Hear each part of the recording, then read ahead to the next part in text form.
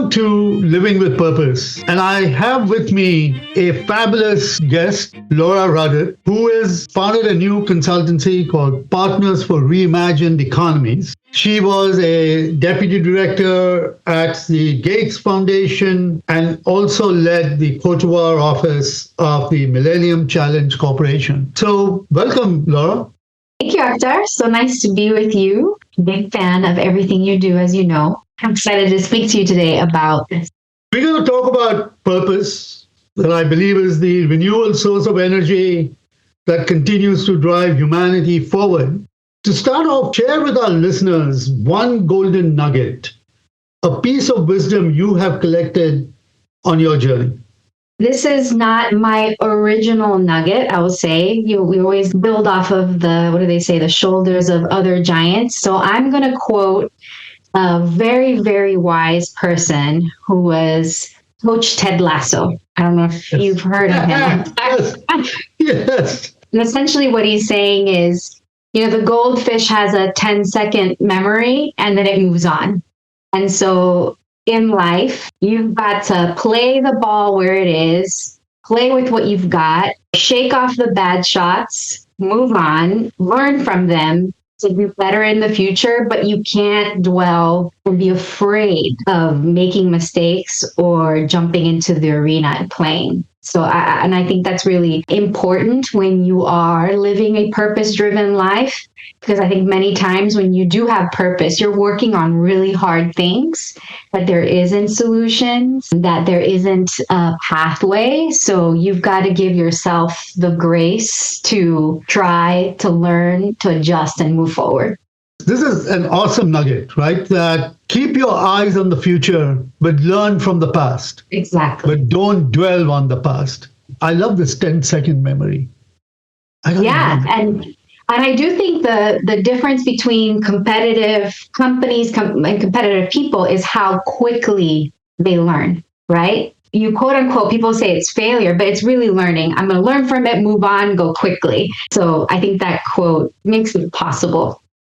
That's great. So now let's talk about purpose and how you use it to show up in life and inspire others. So Laura, tell us why purpose is important to you. Oh my goodness. Purpose, gosh, it's everything. To me, it's like a sacred duty. And my purpose in life, I like to call myself a poverty abolitionist. That's what I work on. I believe poverty is unnatural. It's unnecessary. It's a man-made condition. And so humans, by our actions, can change it. And that is just a very sacred thing that if I'm not in line with it, I feel kind of outside of myself. I don't feel good.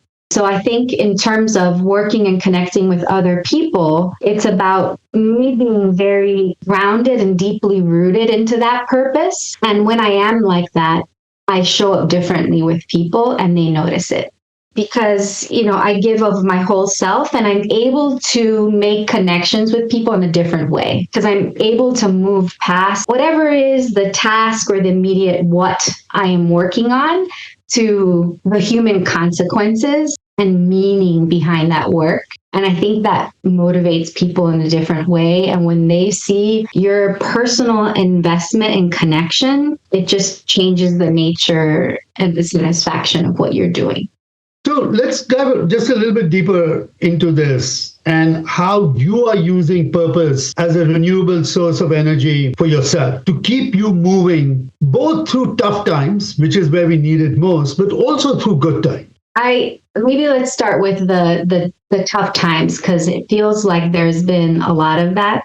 And the issues that I work on poverty, they're not issues. There are moments where you feel like we're taking steps backwards. And I like to think of, if I see on the news a picture of a disaster, something horrible that's happened, I try to reframe. And what I mean by that is, instead of focusing on the horrible pieces to it, I look for the helpers. There's always helpers there. And to try to draw strength by looking at the opportunity that a difficult situation may present. But I have to admit that that's hard and not natural and instinctive to do. But, there's a quote from Nietzsche who says, "He who has a why to live for can bear almost any how." So again, recentering on what is important, my purpose, and what that means for people can get you through a lot of difficult moments in time. And what is actually very interesting is that Nietzsche's quote has been tested by people through research done on people that survived the Holocaust. And folks that survived the Holocaust had figured out their why to live, not the how to live. So there is a lot of work that has been actually done by scientists that how when people show up with purpose, they lead a much better fulfilled life and have the strength to survive any hardship. Oh, absolutely. And sometimes I almost think it would be easier at times not to have that purpose, because then maybe I would just be satisfied with a regular 9-to-5 job or a paycheck. But it almost makes things a little bit more complicated. But at the same time, I know when I'm not living in alignment with that purpose, my life is just not as rich or fulfilled. That's where I derive meaning. And living a half-hearted life isn't fun, basically. And so you have to have that alignment. Let me ask you a final question. Tell us about a time when you remember an experience related to the work that you do, when your purpose and your work were inextricably connected. What's interesting, Akhtar, as you say that, when I try to think back on those moments, they're actually very simple and uncomplicated moments.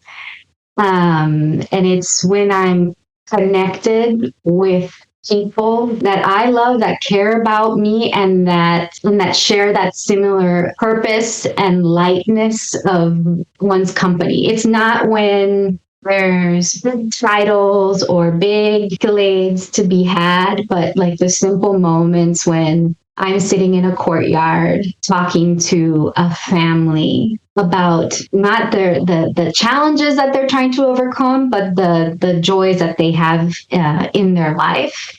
Or I think back at the time when I've been in need, and the people that have supported me are not the ones with the big fancy titles, but neighbors and people who, out of no desire for their own, are able to connect and to share kind of in meaningful moments in life. It's simple human moments.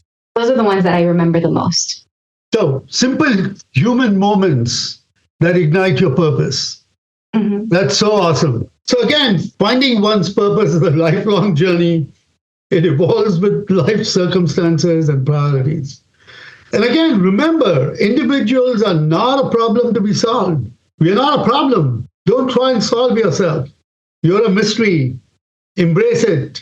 Laura, thank you very much. And again, tune in for the next episode of Living with Purpose, and join us on purpose-mindset.org. And also share with us how you are living with purpose. Thank you all. Does your company have a story to tell about purpose? Become a part of our book series. Visit onegoldennugget.com/living with purpose.